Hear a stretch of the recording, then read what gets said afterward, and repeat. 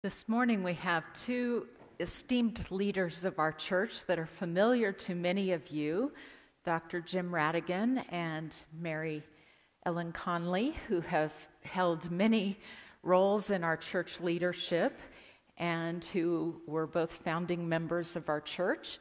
And they have come to share some of the history of our church and some of their best memories and also stories and perhaps even some humorous things about the church in their memories.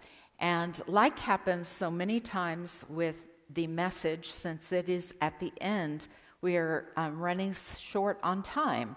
It is 17 after, but I know that we want to hear what they have to say, so we do. So we're going to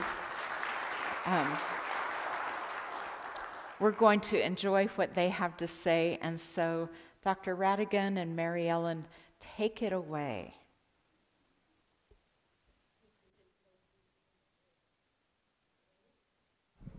Give it just a second. Okay, now try. Hello.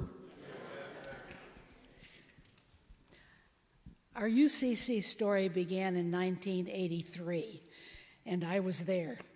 After serving at Plymouth Congregational Church as co-minister for several years, Robert Myers resigned for reasons that are no longer significant to our story. But a group of people who had valued his weekly sermons and his approach to religion met together to consider next steps. This small group decided to try to build a new church and asked Dr. Myers to lead the worship. We rented the chapel at Collegiate School and began a 2-month trial to determine if there was any interest. The very first service was 40 years ago on April 17th, 1983. We hoped as a group that 50 people might come together to contemplate joining with us. Instead, 237 people crowded into the chapel, and the University Congregational Church was born. Let me begin our conversation by reading Robert Myers' prayer that he gave to us that day. The world trembles this morning on the very edges of the season of life. After rain and cold and wind, we feel the surprise around us in the blue sky and the bright sun, and in the faces of those we love, and in something in this very room that is eager for new life. We come seeking to borrow some of the hope that is springtime, to be reborn this April morning. Grant us the wisdom to know who we are and what we are as we take steps to shape our own destiny. Help us to control our memories so that no bitterness is invited to become a permanent guest. Make clear to us the way we should go. We stand at the beginning without knowledge of the end. We take the first uncertain steps on a road that leads we know not where. The harbor which we shall finally come is guessable now, only by the faith and rechargeable only by the kind of hope which stirs in us deeply in us at this very moment. Fill us then with a resolve to do with skill and grace what we wish to do, so that we may run and not grow weary, walk and not faint, until that day, by the grace we see with our own eyes the fulfillment of our hopes. Through our Lord Jesus Christ, amen. So, Jim, what are your thoughts about that early church, that early time? How do you remember the beginnings of the church? And what was there about Robert Myers that caused the unbelievable expression of interest that day after we had run a single ad in the Wichita Eagle? Can everybody hear me? Or I thought maybe they didn't give me a mic for very specific reasons. But matter of fact, I was thinking we're sort of like Edgar Bergen and Charlie McCarthy. So I hope your lines are good this morning. I'm afraid you're going to have to do the jokes. I'm just the MC tonight. I also want to know if the choir could hear us. Are they nodding? The choir. The choir. Can you hear back there? Yes. Good. We don't have to turn around each time? Well, I wanted to add a couple of things before I got into my prepared comments. My wife has already told me, do not depart from your script. But I'm very fond of the hymn, Lead Kindly Light, and the reason we sing this is because it was Robert Meyer's favorite hymn. And why was it? Well, he was fascinated by the story that when the dean of the, excuse me, this happens at my age, things kind of go through your head and then you have to recycle them. And, the hymn was written off the west coast of Africa when the sailing ship in which they were being taken back to England came into a dead sea where it was for 12 days. And it was in that time that Cardinal Newman wrote this poem, which later became the melody, Lead Kindly Light. The only contention I'd have, Mary Ellen, with what you said was that really our church inadvertently was born in 1923. This is when Bob Myers was born. He didn't know his destiny, nor do we, but the public expression of that did occur in 1983. I'm told that at 22 minutes after 10, there were about 15 people at that meeting at Collegiate.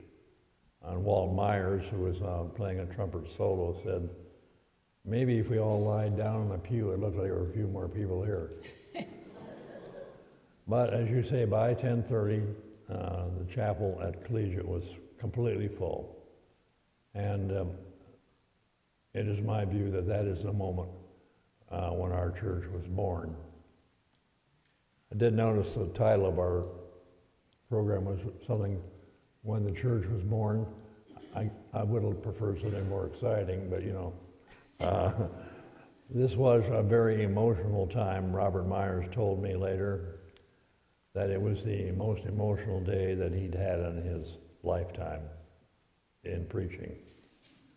And so what happened was, after one ad, where Mary Ellen says they hope to get 50 people, the entire chapel at Collegiate was filled.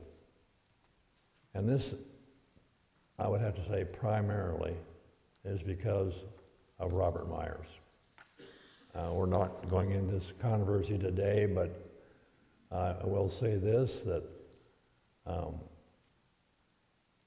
nobody else I know could have drawn 250 people to a place for any reason. But when he gave his morning prayer, he hoped that we would move forward without bitterness, and we have, in my opinion. One of the first things they did after this birth was Monday, the very next day, when everybody realized that the emotion of the moment had passed, but they didn't have a list of members, a budget, a list of achievements they'd hoped for in the coming year, even the committees that would meet. And all of those things happened anyway. And the one task that Robert Myers took on for himself was in the preparation of our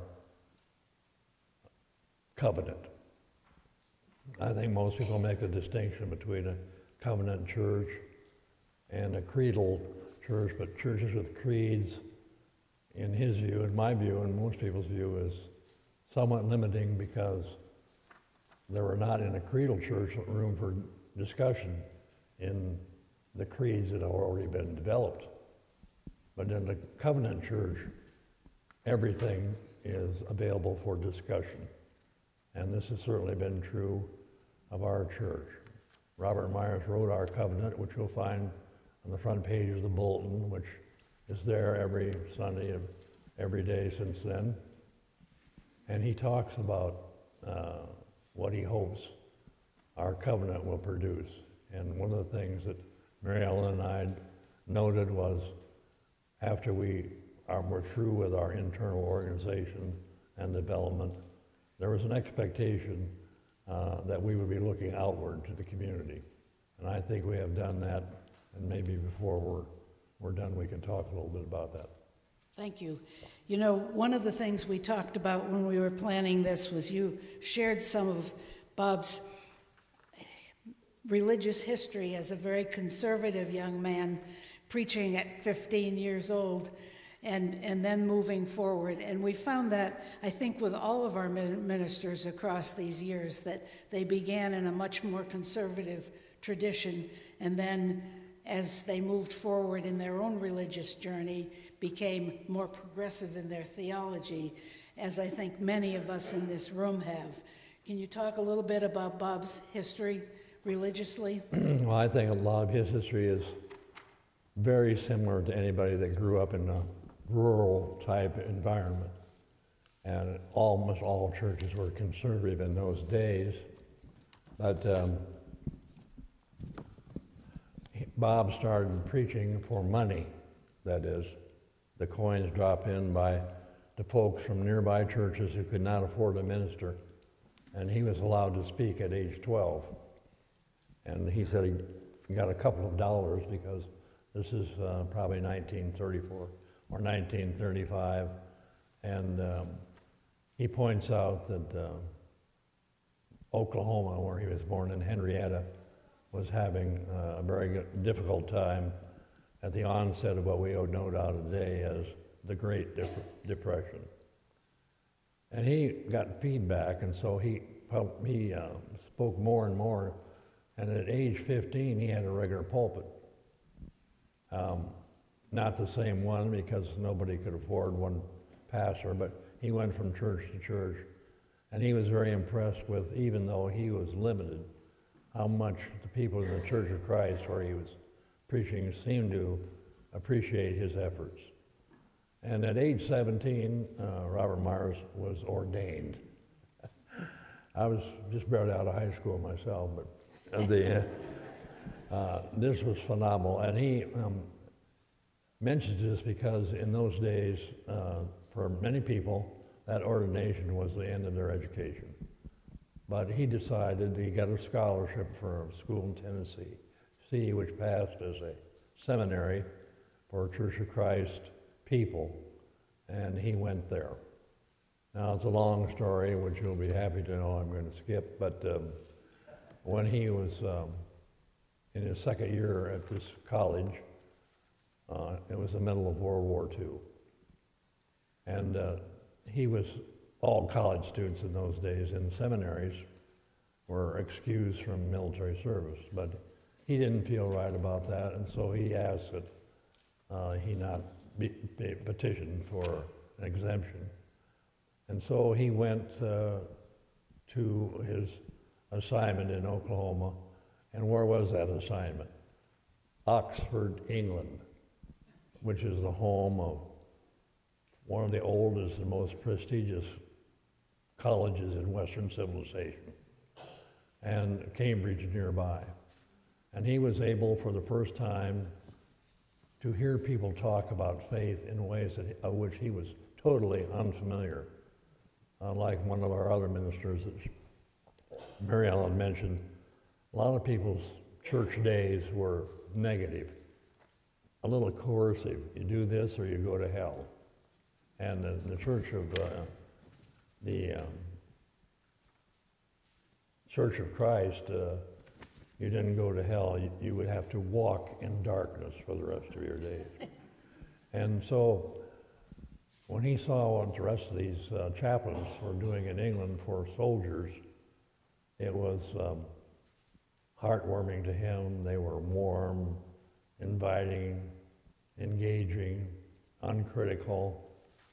And this is something that was the beginning of his journey through faith. And I think we all have this journey, but he came a long, long ways from his early days to the days in which we remember him here. And along the way, he was able to get himself fired from one college for being too liberal, and got a master's degree from Oklahoma State University, and eventually went to and received his doctoral degree from Washington University of St. Louis in English literature. This is all key because Bob's constant references in his ministry were to literature. He even taught a course called The Bible as Literature. He told us as a congregation, I'm not here to save your soul. That's your job. But I am here to bring you into a closer relationship with God. That is my responsibility. And so he told us that the Bible was nothing to worship, but the Bible was something to study toward understanding the life and teachings of Christ. And he said the Bible is way too important to be taken literally. And he meant by that in the Bible we see poetry, history, mysticism, psalms, and many other aspects of speech that would cause any person to strain trying to explain this literally. And this is a relief to many people, at least it was to me, that the religion you were participating in was more forthcoming, more engaging, more full of hope. And one of the reasons for this was Bob Myers grew up just at the end of the Enlightenment period and the Age of Reason, and there was a lot of optimism in the world about where we could go as a faith. That covenant which he wrote, he told me, was based on the oldest covenant he could find 354 years earlier in a major congregational church in New England. And it has served as our founding document ever since. There is in that covenant not just an organizational statement, but it is also, if you read it very carefully at all, is an expression of purpose. Why are we here? And if you're not sure, it's always good to turn back and look and see we're here to celebrate the life of Christ through worship and the work that we do. Okay. Let's take a look at, well, I think one of the things that has also been an issue in this church, and often members of the church would challenge those that were in leadership to not look so inward, but to look outward. And we would get busy thinking about building a beautiful place like this and looking inward. But indeed, I think our church has moved forward with that outward look as well. Did you want to share anything about that? Well, I think this is true, and I think we're on the onset of a different kind of church in the future, where a lot of our foundations are already in place. You look at the pantry, they served 500 and some people. That's what they told us. And so the pantry has to be funded, staffed, and has to serve a lot of very, very needy people, and we're doing that. We serve... There's Nicaragua, there's... Well, yes, I was thinking of the school. Gammon School. We serve Gammon schools through volunteers, and the principal of Gammon came to our church service last year and told us what that support on the part of the University Congregational Church has meant to Gammon School, where dozens of languages are spoken. And then we have supported over 100 college students as scholarship holders in our choir. And I hope that's a tradition that continues because of the wealth of talent it brings to our church.